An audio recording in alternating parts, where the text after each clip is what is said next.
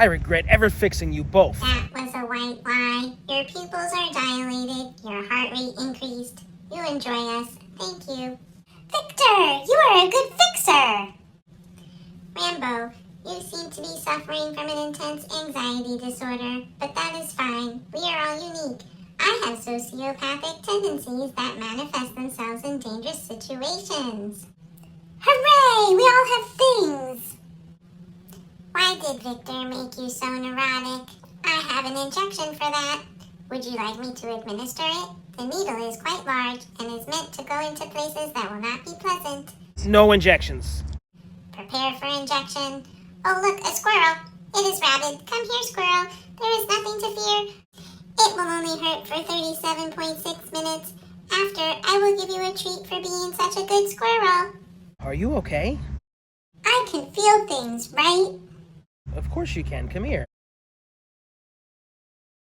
How does that make you feel? Itchy and warm. Like I vacuumed and I'm full of garbage. That's happiness. Do you feel that? I do. Like you're full of garbage? No, that's not... Yeah, like I'm full of garbage. The squirrel has been treated. It no longer has rabies and has gone to stay at a farm in the mountains with the other squirrels where it will live happily ever after. Disengaging empathy protocol. I feel empty inside. Is it your sociopathy? Perhaps. I will have to get back to you on that after a self-diagnosis. What are we talking about? Victor is full of garbage! Yes, he is. It is an affliction that cannot be cured. What a strange existence we find ourselves in. I wouldn't change it for the world. You guys. Hi everybody, I'm Joe. And I'm Mary. And we're Book Buds. And today we have for you TJ Klune's newest release, In the Lives of Puppets. Yeah. We ran right out and got this book. I got it from my library right away. Joe got it from the store. And we actually buddy read this. Yeah. We have not been able to align our reading very frequently, but we were both so excited that we were like texting like, okay, what page are you at? And we were pretty much... We did good. Yeah. Yeah. And like I finished it maybe like 30 minutes before you finished it. It was like really good clockwork. Yeah, it was fun. So if you haven't read this yet, or if you haven't read any of TJ Klune, like we love him. We absolutely love him. And this one you saw in the scene, we have robots in this scene. So this is like, you know, the world has fallen apart. Humans are dead. We've got one human, Victor, who is a fixer, and he's fixing his robot buddies. And it's just his life of exploring this very dead world and like things that have gone wrong. And it's about love, like love just for others and belonging, right? And making things good, and feeling connected, right? Oh yeah, absolutely. Like what it means to like be human, because you know you're dealing with these robots and like you know they're assigned like certain like human characteristics, but it's like no one's human, but like they learn to... They have like human-like qualities, and I don't think it's spoiling to say, learn right in the beginning, one of the robots has like a heart that's powered by a droplet of blood. So then it's like, well, if there's human blood that's powering this robot, it like gives them a little bit more of a human edge, you know? So you see like some empathy in the robots, and you see like even the little vacuum dude, he's like I have feelings, you know. So they all have like little quirks and whatnot, but definitely personalities, which is cute. So we loved this book.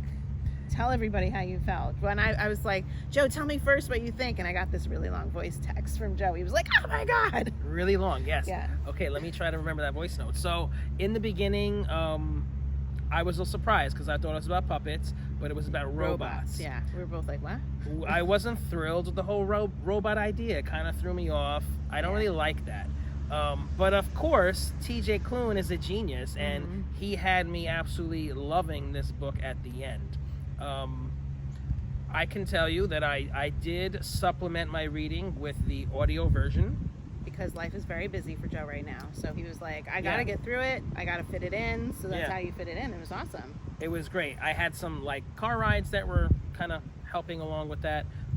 And once I started the audiobook and I heard the narrator doing the different voices, like I told you, Mary, like the different robot voices and every different character, that just like hit it home. I was then in it, like, I was really clear on who everybody was, their different voices, and it just got me really into the story, and then I got back to reading it. And it's just classic TJ Klune. It really is. He did his job. Yeah. I love the two robots that were in the scene. They are such characters, and they remind me actually of characters from other books that he's written. Yeah. So the vacuum, the little Rambo guy, he brings me back to The Extraordinaries. Yeah. There's a character in The Extraordinaries that's just exactly the same persona. Yeah. And so it was fun to have that hyper peppiness. Yeah. In the robot, and the nurse, she killed me. So yeah, funny. I always laugh out loud when I read a TJ Klune book, and that's always. Not a common experience for me to actually chuckle audibly. Me neither. Yeah. So it happened right away in the beginning of this book several times. It was amazing. Yeah, absolutely. And they compare this book to like Pinocchio, right? It's interwoven in the story a bit, and I can see that. But like I also said to you, like I found that it was also very Frankenstein. And it did have elements for me of The Wizard of Oz. In this book, kind of different from the other ones, the other popular ones.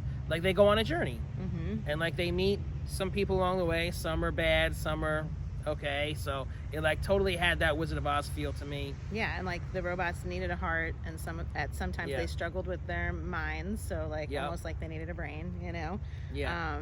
Yeah, I liked that. But you said that you didn't cry. I didn't cry. So that was a difference. Should we go there now?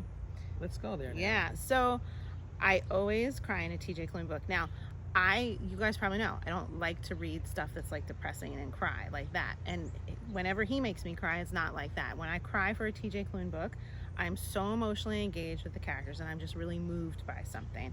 And so my tears are not like an agonized tears. My tears are just like a feeling. I'm feeling the book. I'm there with the author, feeling exactly what he wants me to feel. And I'm happy to cry when TJ Klune makes me cry. And so here I was engaged. I was laughing. I was having a good time. The book it has some sad parts, especially the end had some sad parts. But I was like, when are my tears coming? They were nowhere in sight. And like, I can cry pretty easily, guys. Yeah. But my tears did not come. And so when I finished, I was like, and I never ever read like the acknowledgments. I don't know what made me do it, but it was like right there, boom, the next page. And so I read the acknowledgments. They were only 2 pages long. And in it, TJ Klune said that he basically felt like he had his hands tied a bit with some of the writing, and he had to edit out a portion of what he really wanted to be in the book because he was told that like the world's not ready for that yet. And I imagine that him having to censor himself is what removed that emotion for me. So maybe there would have been more of a connection that I would have felt between characters, so that when the sad part came, it would have really hit me. Right. Right. Or maybe there was like some content that was missing that it would have really gotten me. I'm not quite sure. But I think because TJ Klune couldn't completely be who he wanted to be with this book, I felt differently. I didn't get that emotional hit like I normally do. And that makes sense. And I don't like censoring people. I know. Why did they do that to him? I know. But like, if you take us back to Cerulean Sea and Under the Whispering Door, he kind of like was setting off on a different path with his work. And then if he wrote this one the way that he really wanted to, back along the other styles, the world wasn't like, they're just going to be stupid and not enjoy it the way that we enjoy it. Well, and he wouldn't keep making money. And that's stupid. The world is stupid. And all of his true fans, I'm sure. Yes, his true fans would have loved it, because we would have loved it to have more from him, for sure. I feel bad for TJ Klune, okay? Yeah. He's clearly upset about it. In his acknowledgments, he seems bitter about it. Yes. He didn't get to put into the world what he wanted. Mm-hmm. So now he's left feeling, and this is like when you spend all part that of your time. life on a piece of artwork and you're not happy with it, no. That's a shame. That's not cool. So I think that he needs to like release an anniversary edition that's like uncut and completely what he wanted it to be. Yes. Because that one's going to make me cry. Yeah. And I want that one. I really want that one. And I imagine a lot of other TJ Klune fans would want that one. And we'll all go out and buy it to support him. Absolutely. Because we want him to do what he wants. Yes. He needs to be fulfilled. He's the artist. Yeah. I'm pissed. Yeah. So other TJ Klune fans out there, we want to know, like, did you feel that little difference in this one? You know, like, the man should be able to write what he wants to write. Come on. And he's so funny. I was telling you, like, this little vacuum wants to watch Top Hat. I know. A movie from the 30s with Fred Astaire. Like, and they're referencing the song throughout the whole entire book. Like, he is so great how he weaves in the themes. Heaven, I'm in heaven. And just like over and over again, like, and there's this little city is called Heaven too, which is interesting. Yeah, going to heaven. It just cracked me up when he was just like, Top Hat, Top Hat. I'm like, oh my god, that's so funny. Quite enjoyable. Yeah. Now I want to watch that movie. They should start making TJ Klune books into movies. Yes, they should. They really should. I mean, I think the first one to start with is Cerulean Sea. All those characters, I want to see the so Devil fun. Boy. So funny. The little garden gnome guy, girl. And how cool would Wolfsong be? That would be amazing. The wolves, and how would they how would they change? Transform. That's it. That's the word. How would they transform and all the? Oh my god, that would be so good. That would be so good. Oh my god. But again, it can't be changed. They're gonna change it. I don't know. They're gonna change it. Maybe the world will be ready. And they're gonna, like, we're gonna watch that and we're gonna be pissed as all hell. And you know what? It's so funny because I don't like it when, like, people like complain about, oh, you changed the book details. I would be livid if they changed any of TJ Klune's details for the movie. Don't water this shit down. Yeah, don't do that. No, we need real TJ Klune on the screen. Extraordinaries, that would be funny. Oh my god, I would die if they made Extraordinaries into a movie. I would die. With his like OCD self and his like pressured speech and his paranoia. Really crack me up. Yeah. I think I've laughed more in that series than anything I've ever read. It's like hysterical. Love it. So what's coming next from him? I think we're getting like another book for Cerulean Sea, right? I think that's. I mean, he hasn't announced what's next, but I think he's like working on that. He's whispered about it. I hope that it's next. Coming. So that'd be cool if it's next. That would be cool. I really want that. And I need more than one every couple of years. Like, yeah. He needs to hurry. He's been busy because like they were re-releasing a lot of his other stuff, so I don't know if that slowed him down. Because he like writes a book in like a couple months or something like that. Yeah. He had these written years ago and was just like waiting for releasing it, which is crazy. We want it now. Yeah. So if he's sitting on anything else out there, we want it now. And if you're enjoying Book Buds, give us a thumbs up. And share us with your friends. And subscribe to our channel, Book Buds! I read this book too. It was stupendous. We'll have time. And then, do you want me to do Rambo? Is it Rambo? Rambo. Okay. I was reading it Rambo in my head, but I know it's not spelled that way. Rambo. Because it's like a Roomba, so I had the ooh. Roomba. Rambo. No, you do Rambo. Okay, I'll do them both.